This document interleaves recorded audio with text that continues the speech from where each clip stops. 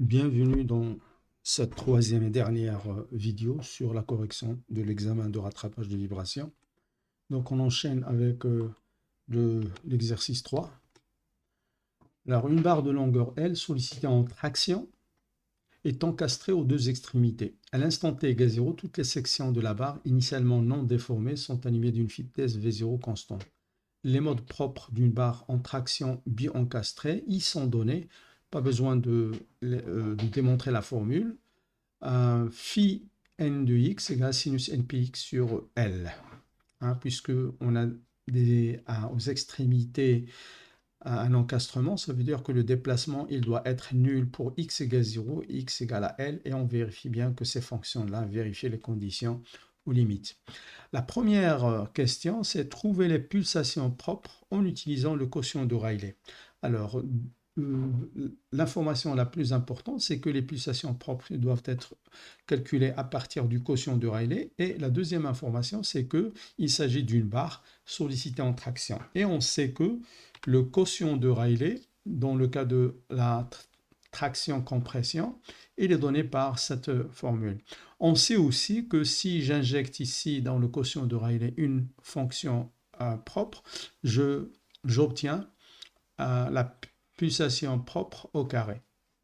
Donc il suffit de considérer pour la fonction ici, aussi bien au numérateur qu'au dénominateur, le mode propre pour, une fois on fait ce calcul-là, être sûr que le quotient de Rayleigh, il va donner la pulsation propre au carré. Alors, donc, je connais l'expression de phi n, c'est sinus npx sur L. Donc, la dérivée, ça va être np sur L fois cosinus npx sur L. Et puis, on sait que l'intégrale de 0 jusqu'à L de la fonction sinus carré dx et de la fonction cosinus carré dx est égale à L sur 2. Et donc là, je fais sortir EA de l'intégrale, c'est une constante, ρA de même. Et puis, j'obtiens à partir de la dérivée à NP sur L que je fais sortir. Et après, on a cette intégrale en bas, sans le ρA, c'est égal à L sur 2, idem pour le numérateur, et donc on simplifie. Et donc, j'obtiens E sur ρ, facteur de NP sur L au carré. Or, E sur ρ, je peux l'exprimer sous forme d'une vitesse au carré, c'est C. Donc, E sur ρ, c'est C au carré. Donc, j'obtiens oméga n au carré égale NPC sur L au carré. Et par conséquent, les pulsations propres sont égales à NPC sur L. Deuxième question, démontrer que le déplacement en tout point de la barre est donné par une formule apparemment compliquée, mais en fait, c'est très simple. Donc, j'ai une constante, la somme de k égale 0 jusqu'à l'infini, de 1 sur 2k plus 1 au carré, une fonction de x, sinus 2k plus 1 pi x sur L. Et donc là, je retrouve le mode propre, et donc là, vraisemblablement, c'est les modes propres impairs, fois une fonction de temps qui s'écrit aussi sinus 2k plus 1 pi c sur L fois t. Alors, un petit rappel, la contribution d'un mode n s'écrit sous forme d'un produit de deux fonctions. C'est ça la base. Pour résoudre l'équation de mouvement, nous avons utilisé la technique de séparation des variables. Donc, nous avons cherché les solutions qui s'écrivent sous forme d'une fonction qui ne dépend que de x et une autre fonction qui ne dépend que de t. Et donc, phi n de x, c'est le mode propre, il vérifie l'équation de mouvement. Et Qn de t, je précise que c'est une fonction, c'est une indication en fait, la fonction de temps harmonique et de pulsation oméga n. Et donc, ça va s'écrire comme une combinaison de fonctions sinus et cosinus de oméga n t. Alors, en fait, on doit considérer tous les modes en même temps. Et donc, on va combiner. Parce que nous avons vu que phi n de x fois qnt, c'est une solution de l'équation de mouvement. idem, si je change n, donc pour n'importe quel n, donc par exemple phi1x, q1 de t, c'est une solution, phi2 de x, q2 de t, c'est une solution, la combinaison des deux est aussi solution, hein, puisque les équations de mouvement, en fait, ils ont des coefficients, ils sont linéaires. Et donc, la solution générale, on va considérer toutes les combinaisons possibles, donc de sigma de n égale à 1 jusqu'à l'infini, phi n de x, qn de t. Et puis, tout à l'heure, nous avons dit que qn de t, c'est une fonction harmonique de pulsation oméga n. En fait, on démontre que pour que l'équation du mouvement soit bien, pour que Qn de t soit solution de l'équation de mouvement, il faut qu'il soit une fonction harmonique et de pulsation en plus oméga n. Et donc, c'est une combinaison des fonctions cosinus et sinus de oméga nt. Et donc, dans le cas général, on va considérer que Qn de t est égal à une constante, indice n, pour dire que ça dépend du mode, fois cosinus oméga nt plus une, là c'est b, c'est pas n, ici c'est corrigé, plus bn sinus oméga nt. Et donc, quand je prends l'écriture générale, la solution, donc le déplacement de n'importe quelle section qui se trouve à l'abscisse x et en fonction du temps, s'écrit la somme de n égale à 1 jusqu'à l'infini de mod sinus npx sur L fois la fonction harmonique du temps, an cosinus oméga nt. Et là, on va utiliser deux informations qui sont données dans l'énoncé. À l'instant t égale 0, toutes les sections de la barre ils sont initialement non déformées. Ça veut dire que la déformation, le déplacement des sections est nul. Et donc, si je remplace ici t par 0, je dois trouver u de x, 0 égale 0. OK? Et donc, je reste avec un des deux constantes, an, hein, puisqu'on va avoir cosinus oméga n0, c'est 1. Et là, ça disparaît. Et donc, l'équation qui doit être vérifiée par les constantes an, c'est sigma de n égale à 1 jusqu'à l'infini, sinus npx sur L fois an égale 0. Or, la famille des fonctions sinus npx sur L, c'est une famille qui est orthogonale. Et donc, ce sont des fonctions indépendantes. Et pour que on ait cette équation vérifiée, il faut que le an soit égal à 0. Et donc, je me retrouve avec une expression plus simple de déplacement en fonction du x et de t, et donc, qui est sigma de n égale à 1 jusqu'à l'infini, sinus npx sur L fois an cosinus oméga nt. Pardon, Pn sinus oméga nt. Donc le An égale 0. Maintenant, on va essayer de trouver les constantes Bn. On va utiliser la deuxième information, comme quoi les vitesses initiales étaient au niveau de toutes les sections de V0 constante. Pour cela, nous avons besoin donc de dériver l'expression que nous avons trouvée. Et donc, je dérive par rapport au temps, ça donne la somme de n égale à 1 jusqu'à l'infini, sinus npx sur L fois Bn, et en dérivant le sinus oméga nt, j'obtiens oméga n cosinus oméga nt. Et donc, je remplace ici t égale 0, et la dérivée par rapport au temps à l'instant t égale 0, c'est V0, égale à la somme de n égale à 1 jusqu'à l'infini, sinus npx sur L, Bn oméga n. Alors, pour trouver les constantes Bn, on va multiplier par un mode quelconque, un mode i, je l'ai appelé mode i, et puis on va intégrer le long de la barre. Et donc, j'obtiens l'intégrale, donc je multiplie ici par sinus i px sur L, et là aussi, et j'intègre de 0 jusqu'à L. Et donc, j'obtiens l'intégrale de 0 jusqu'à L, V0 sinus i px sur L, dx égale la somme de n égale à 1 jusqu'à l'infini, de l'intégrale de 0 jusqu'à L, sinus i px sur L, sinus n px sur L, fois Bn oméga n dx. Alors, V0, Bn oméga n ne dépendent pas de x, donc je peux les faire sortir de l'intégrale. Et là,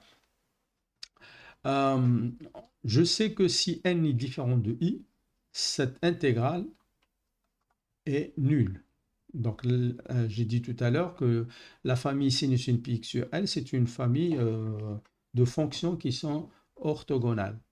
Et donc, l'intégrale de 0 jusqu'à L de sinus i et pi x sur L, sinus n pi x sur L, quand n différent de i, c'est 0. Et en plus, lorsque n égale à i, cette intégrale, c'est égal à L sur 2. Alors maintenant, cette intégrale, c'est facile à calculer. En fait, c'est L sur i pi, cosinus i pi x sur L, entre L et 0. Et donc, j'obtiens cosinus i pi moins 1 hein, pour cette intégrale. Fois, bien sûr, LIP avec un signe moins. Et cette intégrale, lorsque n égale, donc tous les termes de 1 jusqu'à l'infini disparaissent, sauf celui qui correspond à i, le mode que nous avons utilisé. Et donc, j'obtiens ici, lorsque i est pair, on va avoir cosinus ip égale à 1. Et donc, je vais avoir 1 moins 1 égale 0. Et donc, les bi vont être nuls quand i est pair. Quand c'est impair, on va avoir moins 1, ça fait moins 2. On a déjà un signe moins ici. Donc, ça donne 2 fois V0L sur ip. Et donc, on va considérer deux cas. Lorsque i est impair, j'obtiens V0 2L sur 2K plus 1 pi égale à B indice 2K plus 1 oméga indice 2K plus 1 fois L sur 2. Et lorsque i est pair, donc j'obtiens B de K égale 0. Alors, je simplifie ici. Hein, le L disparaît. Je fais passer le 2 de l'autre côté. Ça me donne B indice 2K plus 1. C'est égal à V0 fois 4 divisé par 2K plus 1 pi. Et là, je divise par oméga indice 2K plus 1. Or, on connaît l'expression de... Nous avons déjà répondu à cette question. Nous savons à quoi c'est égal la pulsation d'ordre 2K plus 1, qui correspond au mode 2K plus 1. Et donc, je remplace et j'obtiens un V0 4L sur 2K plus 1 au carré, pi carré C. Et il suffit maintenant donc de revenir à l'expression que nous avons trouvée, u de x de t égale sinus de n pi x sur L fois Bn sinus oméga t. Maintenant, nous avons les Bn. Quand n est pair, elle est nulle. Et quand B est impair, on vient de trouver l'expression. Alors, une petite question que j'aurais pu poser. Pourquoi, avant de faire les calculs, pourquoi les modes de pair ne vont pas contribuer à la réponse? Alors, la réponse est très simple. J'ai un système qui est symétrique par rapport au milieu et idem pour le chargement. Ici, c'est un système qui répond à des conditions initiales, déplacement nul, vitesse constante. Et donc, c'est aussi symétrique par rapport à 0. Et donc, je ne peux pas avoir un mode qui est antisymétrique. Tous les modes, ils doivent être symétriques et par conséquent, on ne va garder que les modes impairs. Donc, on a répondu à la question 2. On trouve l'expression qui est demandée. Et donc, j'ai le déplacement au niveau de n'importe quelle section à un abscisse X et à un instant T. Question 3. Considérons maintenant donc, notre barre encastrée. Nous allons la simplifier. Imaginons qu'on ait besoin donc, de faire un calcul rapide d'estimer la première pulsation propre, etc., ou bien la réponse d'un système excité par une vitesse initiale, etc. Donc, nous avons besoin de faire une simplification. Donc, considérons maintenant le système équivalent à 1 degré de liberté, où toute la masse, on va la concentrer au milieu. Alors, si on concentre toute la masse de la barre, au milieu, cette masse, c'est ρ fois A fois L. Ρ, la densité à la section, L, la longueur, au milieu, est retenue par deux ressorts. Alors, je sais qu'une barre qui est encastrée à une extrémité, l'autre extrémité libre est équivalent, en fait, l'ensemble, c'est équivalent à un ressort de raideur équivalente EA sur L. Et donc ici, qu'est-ce que j'ai? J'ai deux moitiés et la masse au milieu. Donc une moitié, en fait, il va avoir comme raideur équivalente EA sur L sur 2, ou bien 2A sur L. Donc je vais avoir un ressort de raideur équivalente 2A sur L à gauche et 2A sur L à droite. Et les deux ressorts, ils sont en parallèle. Et par conséquence, les raideurs, elles s'ajoutent. Donc c'est ce que je viens d'expliquer. Donc la masse au milieu, c'est ρ à L. J'ai deux ressorts à gauche et à droite de raideur de A sur L, de EA sur L. Et donc la raideur totale, c'est la somme des deux. Et donc ça donne 4 EA sur L.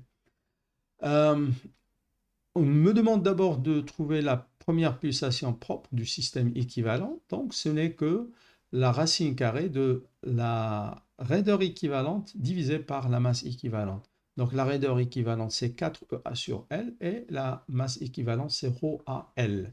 Et donc ça donne deux fois racine carrée de E sur ρ L carré ou bien de C sur L. Alors, le vrai premier mode que nous avons trouvé dans la première partie de l'exercice, c'est pi c sur L. Et donc, on peut calculer maintenant l'erreur relative. Donc, c'est ça, c'est la vraie. Il suffit de calculer l'erreur relative de la pulsation approchée par rapport à la vraie pulsation en pourcent. Et donc, ça donne cette pulsation de C sur L divisé par pi C sur L, et donc ça donne 2 sur pi moins 1 fois 100, et qui donne moins 36%. Donc on voit que l'erreur est assez importante. Alors pourquoi? Tout simplement parce que en fait, euh, on a une barre qui est encastrée aux deux extrémités, et en fait, toutes les sections ne se déplacent pas de la même manière, hein, de point de vue inertie. Par exemple, les sections ici, hein, qui sont plus proches de l'encastrement, ils vont se déplacer beaucoup moins que loin des encastrements.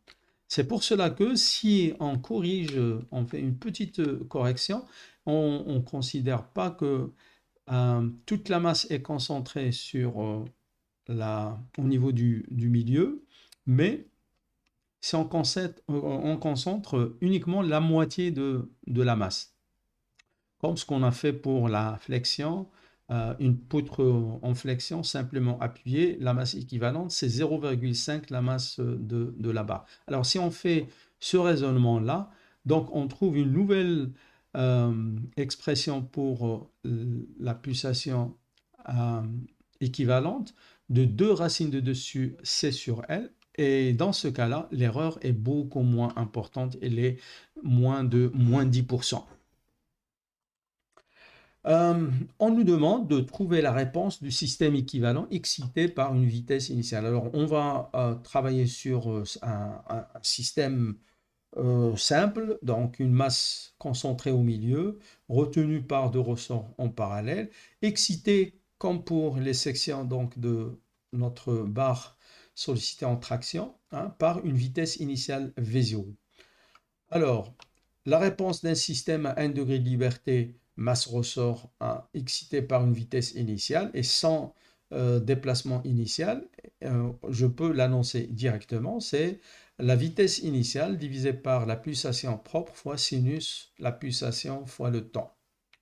Et donc là, nous avons comparé les pulsations, maintenant on peut comparer par rapport à ce que nous avons trouvé, et en se limitant au premier mode et en calculant le déplacement au milieu, hein, puisque la masse on l'a concentrée au milieu.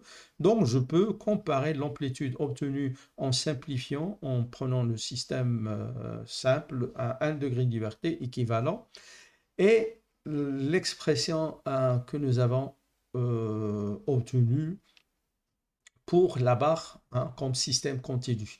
Et donc, je calcule en x égale L sur 2. Je me limite au premier mode, donc je ne considère qu'un seul terme de la somme infinie. Et j'obtiens donc 4V0 sur L, pi carré sur C, sinus oméga 1 t. Et donc, l'erreur relative, donc je prends cette amplitude V0 sur oméga 1E et je la divise par cette amplitude 4V0L sur P carré C. Je retranche 1, je multiplie par 100 pour avoir l'erreur pour 100. Et donc, on va avoir une erreur de point de vue amplitude de 23%, ce qui est pas mal. Vu l'effort qu'on va fournir pour établir cette expression compliquée, etc., en faisant ce raisonnement très simple, concentrant la masse au milieu et considérant donc la barre de part et d'autre du milieu qui se comporte comme un ressort de raideur équivalent EA sur la longueur du tronçon. Et là, on trouve une erreur de 23%. C'est pas mal. Donc voilà, c'est terminé. Merci pour votre attention.